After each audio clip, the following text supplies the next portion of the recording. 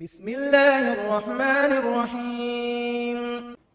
اللهم صل على محمد وعلى آل محمد كما صليت على إبراهيم وعلى آل إبراهيم إنك حميد مجيد.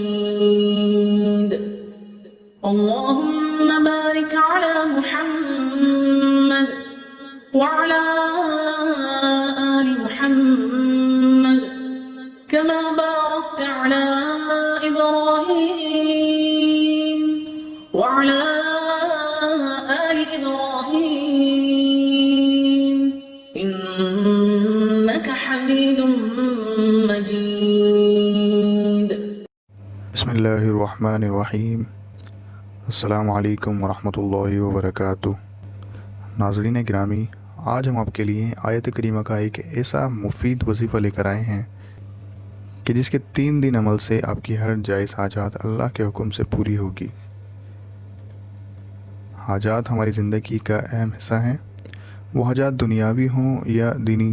مثلا کسی بھی جائز خواہشات کو پورا کرنا، کاروبار کی خیر و برکت کے لیے، تنگ دستی سے چھٹکارا، محتاجگی دور کرنے کے لیے، اچھی جگہ رشتہ کرنے کے لیے، اپنی اور اپنے گھر والوں کی حفاظت کے لیے، بیماری سے چھٹکارے کے لیے، برائی سے بچنے کے لیے اور رزق کی تنگی دور کرنے کے لیے یہ بہت مفید وظیفہ ہے.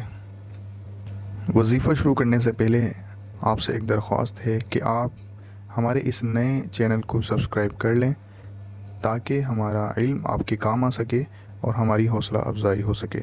شکریہ. ہر خاص و عام کے لیے اس وظیفے کی اجازت عام ہے. تو وظیفہ ہیں یہ 2 آیات کریمہ: حسبنا اللہ ونعم الوکیل، لا الہ الا انت سبحانک انی کنت من الظالمین. جی ہاں، حسبنا اللہ ونعم الوکیل، لا الہ الا انت سبحانک انی کنت من الظالمین. یہ 2 آیاتیں قرآن مجید کی بہت ہی معروف اور مشہور آیات ہیں، اور اللہ تعالیٰ نے ان میں بڑی شفا رکھی ہے.